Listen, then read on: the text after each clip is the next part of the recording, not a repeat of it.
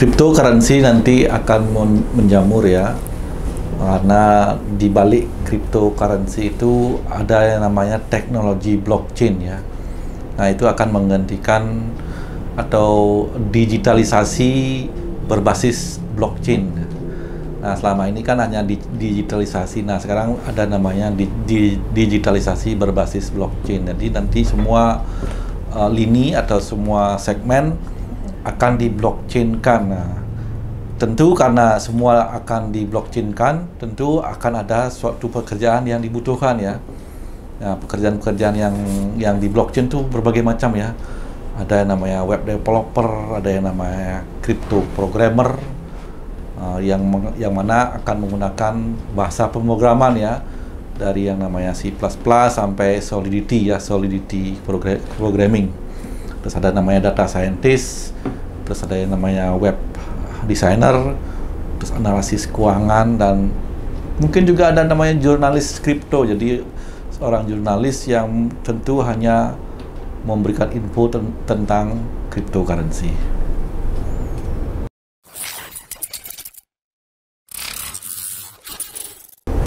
Kalau dibilang tersukses sih tidak. Saya hanya istilahnya itu ikut bermain kripto mulai dari bulan Maret tahun 2021, jadi baru 1 tahun lebih, beberapa bulan ya, 4 bulan, 5 bulan ya. Kalau yang dibilang tersukses, mungkin ada yang jauh lebih sukses ya, karena mereka ini atau beliau ini sudah memulai kripto jauh-jauh hari ya. Ada yang sudah 3 tahun dan 4 tahun dan mungkin tidak mau dipublikasikan.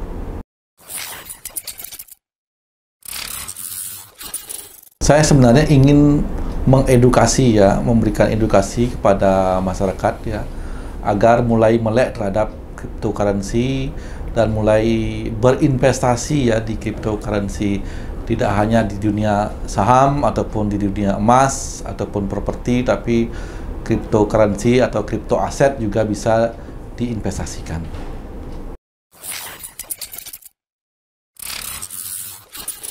Semua orang bisa mulai berinvestasi ya, asal pertama harus melek dengan kripto ya. Jadi mulai belajar dari awal, dari awal lah ya. Apa tuh cryptocurrency? Cryptocurrency itu dibagi jadi beberapa bagian atau beberapa segmen.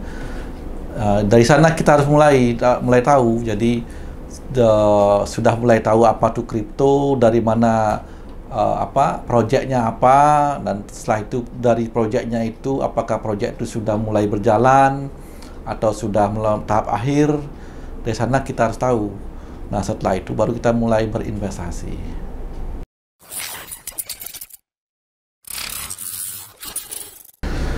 Step awalnya pertama harus belajar dulu ya, entah itu melalui Google, entah itu dari YouTube ataupun dari Twitter, Telegram tentang kripto ya. Setelah itu baru mulai berinvestasi di koin-koin yang blue chip ya. Yang dikatakan blue chip itu mungkin yang berada di urutan 15 besar ya, ataupun 10 besar coin market cap ya. Nah, dari sana setelah masuk ke 10 besar market cap, market cap, di sana juga harus belajar juga.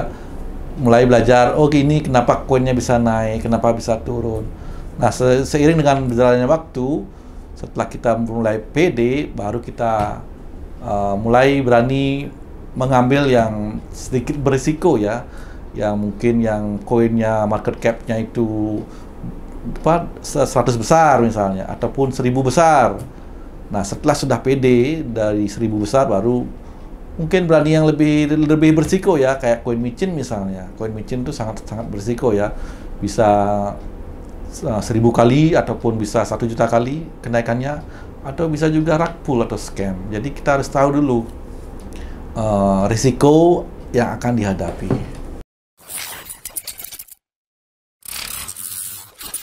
Di jaringan BSC ya sangat besar ya, mungkin 80%, 90% itu kebanyakan scam ya di jaringan BSC ya.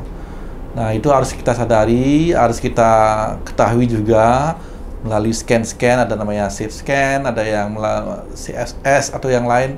Kita harus tahu juga developernya dari mana, Nah, dari sana kalau kita tidak tahu, penipuan itu sangat banyak itu dari jaringan BSC ya. Tapi kalau jaringan ETH atau ERC20 itu scamnya mungkin sedikit lebih sedikit ya daripada jaringan BSC.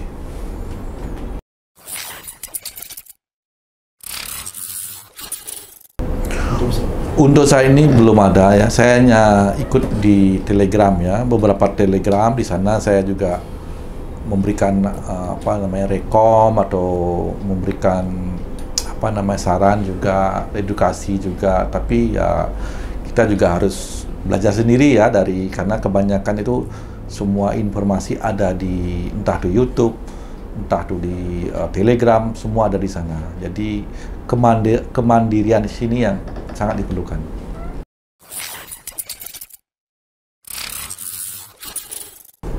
Nah, ini yang namanya juga dunia maya ya.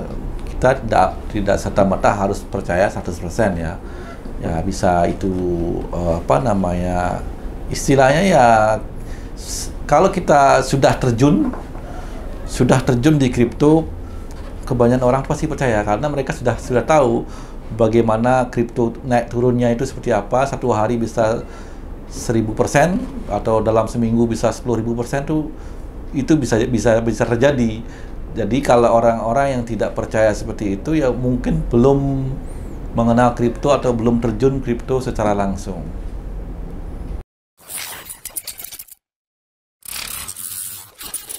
Modal terkecil ya kalau di Binance itu kurang lebih $10 ya, atau kurang lebih Rp150.000. Nah, itu terkecil yang kita bisa investasikan di Binance. Tapi kalau yang di cek yang lain, saya kurang mengetahui.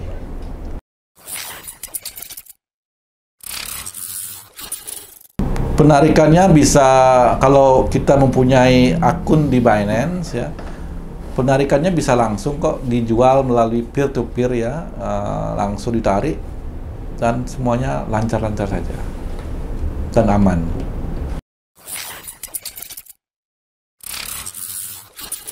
Kalau menurut saya kripto peluangnya masih lebih besar karena masih di tahap awal ya. Kalau kita mau lihat dengan saham misalnya, dibandingkan dengan saham itu sudah lama ya berjalan ya.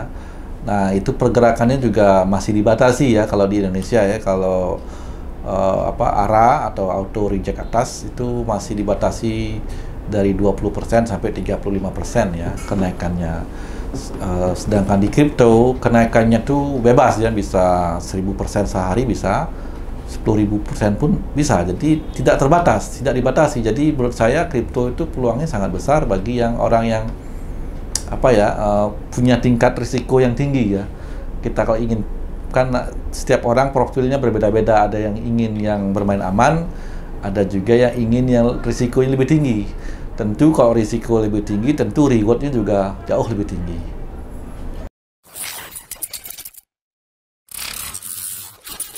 Nah, sama dengan di saham ya. Kalau di saham kan ada consumer, ada segala macam ya, berbagai industri ya. Kalau di kripto juga ada ya, ada yang namanya DeFi, ada yang namanya projectnya, ada yang bergerak di bidang blockchain, ada di bidang metaverse, terus ada yang di GameFi. Jadi banyak project ya, ada 6 project kalau nggak salah ya. Jadi dari sana kita bisa memilih, kita ingin membeli koin kripto yang bergerak di project apa. Kalau kita suka bermain game misalnya, kita bisa membeli koin-koin kripto yang bergerak di bidang GameFi ya. Jadi kita bermain play to earn, kita bermain untuk mendapatkan koin ya. Itu namanya GameFi. Sedangkan DeFi itu staking ya. Jadi kalau di dunia perbankan itu sama dengan deposito ya. Jadi kita ingin deposito di koin kripto bisa, namanya staking. Tapi kalau itu staking itu 1 koin, tapi kalau ingin yang 2 koin namanya farming. Jadi masukkan ke LP, liquid pool ya. Kita mendapatkan bunga lebih besar daripada yang staking ya. Jadi tergantung projectnya. Ada juga yang bergerak di bidang blockchain. Jadi dia mengembangkan ekosistem. Pada saat dia masih berkembang, kita bisa beli koinnya. Tentu kalau ekosistemnya sudah jadi, harga koin juga bakalan naik juga.